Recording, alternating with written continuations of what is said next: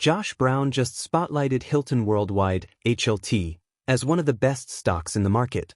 But here's the thing, there's one key price level that could make or break Hilton's next move. If it crosses this threshold, it could signal a major rally. I'll reveal exactly what that level is and why it matters in just a minute. The sector itself, leisure, lodging, travel service industries in the S&P, every single name, with one exception, is above its 50-day.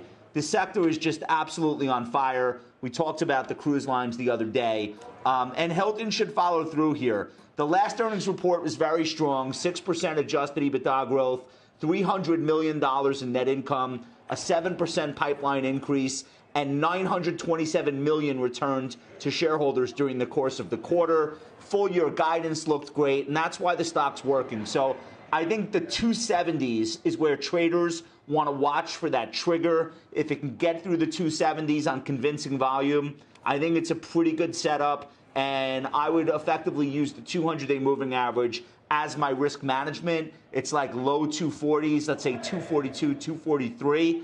And each week, I would basically move that stop loss up so long as the uptrend continues. Do you have a thought here, Joe?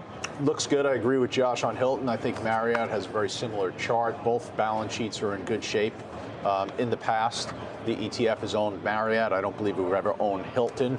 But if the momentum continues, certainly they qualified as candidates to be included. All right, we'll follow that stock. Thank you. Here's Hilton on the monthly chart, and you can see price is retesting all-time highs near $275, and this was the origin of the strong move down, which took price roughly down 28%.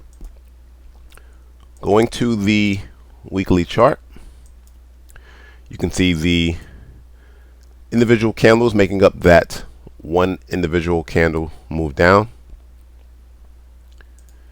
Now going to the daily chart, these are the candles that make up the one candle on the monthly chart, several candles on the weekly chart. And my eyes gravitate to this zone, which we're going to call a daily seller's level at about that $271 price target. And so if you get candle closes above 276, primarily if you get a candle close on the weekly chart above 276, this would be the breakout. However, most breakouts retest the origin of the breakout, and I do love this rally, this basing candle and this rally.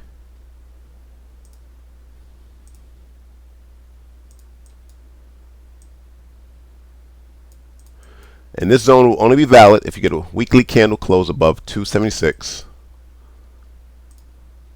Look for a breakout, a retest, and the move higher, targeting that $300 round hole psychological number.